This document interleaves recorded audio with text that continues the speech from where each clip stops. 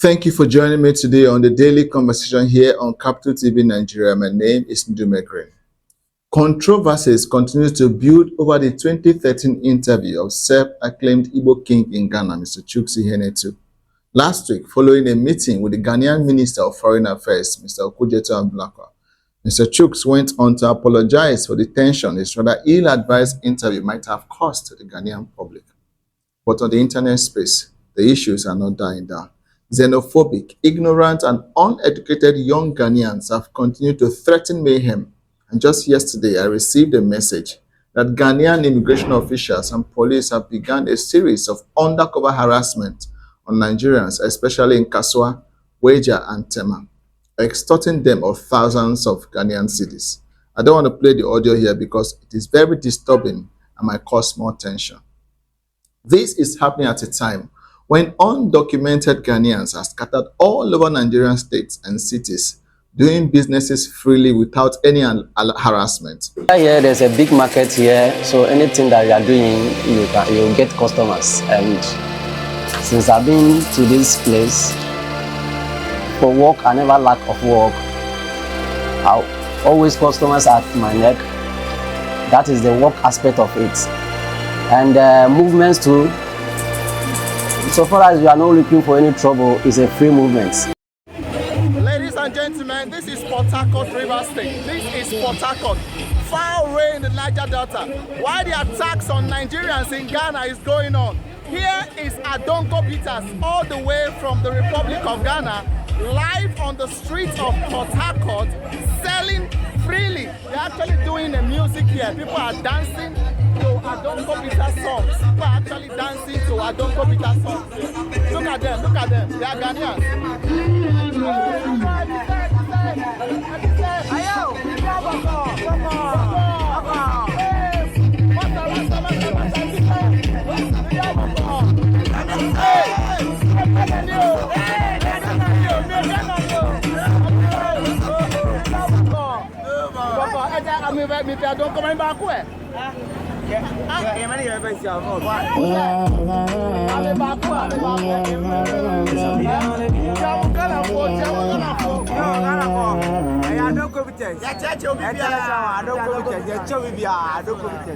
When I said in my last video that the current controversy over a 2013 video of an Igbo king in Ghana is a mere smokescreen to attack Nigerians in Ghana and loot their shops as usual, people thought I wasn't serious. But I'm sure it's all playing out as I predicted. If there is any law in Ghana that Mr. Chuks Ihenetu has truncated, why not try him? Why not arrest him? Why this xenophobia on Nigerians? According to the Ghana Investment Promotion Center reporting, Nigerian firms have invested over $6.1 billion US dollars in the last couple of years. I'm talking about US dollars, not cedis. When COVID-19 happened and the Nigerian border was shut, I know Ghanaian companies that folded up. Tell me how many Ghanaian companies in Ghana employ as much as UBA, as much as Access Bank, as First Bank, as Zenith, as Energy Bank, or the Dangote Group, just to mention a few. And let me say this again. All this that is happening to Nigerians in Ghana is mere politics, the typical Ghanaian politics. And the NDC under President Mahama must sit up with this propaganda that is building up. The opposition MPP is using this unnecessary Igbo king issue in Ghana to score cheap political points. This is the same party that chased out Nigerians from Ghana under Bozia in 1969 and took their properties forcefully. They left power in 2024, defeated by the NDC, and now they have the most corrupt record in Ghanaian history in recent times, desperate to come back to power. From the SNIT software scandal, where the procurement of ICT infrastructure was inflated at a monstrous cost of $72 million US dollars, a price tag that was well over the initial amount estimated for the project, to the Cecilia Dapa $1 million scandal, where a minister of water resources under President Nanado was arrested, and after local reports uncovered that two of her domestic staff were accused of stealing $1 million in cash, along with £300,000 and several millions of Ghana cedi, as well as other personal items. Or should we even talk about the NHIS scandal, or the Jeddah saga, the Boost contaminated fuel scandal, the GFA 2018 scandal, and the rest?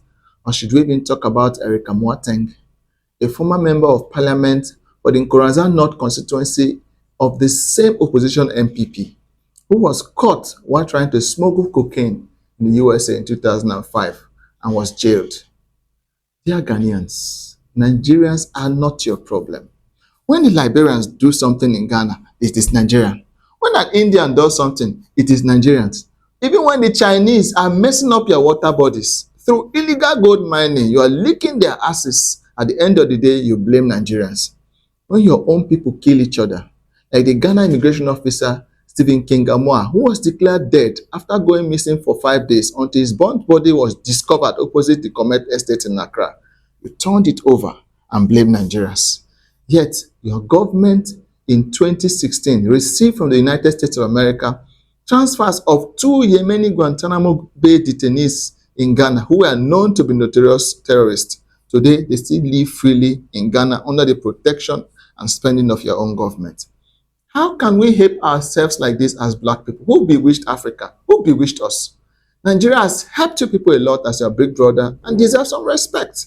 Apart from your electricity debt, your gas supply debt, which President Obasanjo settled under President Kufuor, the Abacha regime also helped and funded the Ghana police with vehicles when Rawlings was the president. If a Nigerian in your country has committed a crime, why not arrest the person, deal with the person, than generalizing and attacking innocent Nigerians doing businesses in Ghana, like what Albert Nathide is doing now on Twitter? We in Nigeria, we have our own problem. Deal with your own. The world is moving beyond this xenophobia to building an interdependent planet around partnership, collaboration, and networking. That is why there is a United Nations. That is why there is the European Union. That is why there is the African Union. That is why there is ECOWAS and other bilateral agreements between Ghana and several other countries, which Ghana is a signatory to.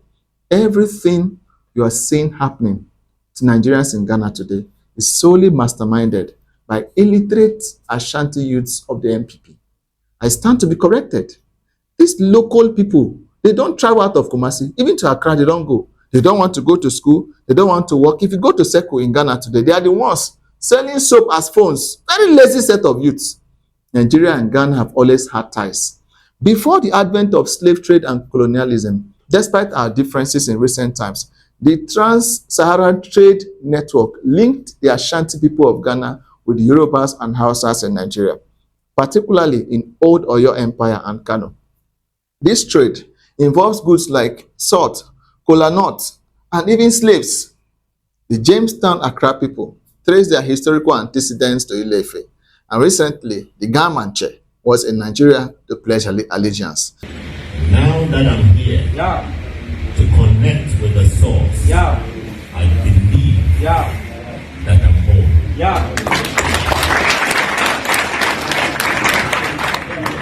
There is so much similarity with our culture. There is so much similarity with our deities. So much similarity with our language, with our rhythm, with our dance, with our literature, with our heritage, with our history. I told myself that I cannot be complete if I do not go to the source. Go to Niger Delta, the Ogoni people. They trace their history to Ghana, although ancient Ghana. Of course, the same people. It is sad. It is very sad that Kwame Nkrumah's Ghana has turned out like this. This is not the Ghana that former Nigerian President Nnamdi Azikiwe lived to set up the West African pilot. Same Ghana that hosted Robert Mugabe of Zimbabwe. Same Ghana that supported Nelson Mandela of ANC. Same Ghana where W.B. Du Bois returned from America, came to stay, lived and died. Same Ghana that hosted Martin Luther King and Malcolm X. This current Ghana must do better. From Accra to Kumasi to Cape Coast to Kufuor, there is hardly any Ghanaian company that does not have an uncle, a niece, a nephew, or a friend that have benefited from Nigeria. Till today, some of these men are still in Nigeria.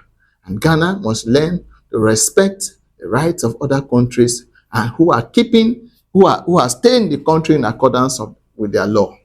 My name remains Ndume Green for Capital TV. Thank you for joining me on the daily conversation until I meet you again. Bye-bye.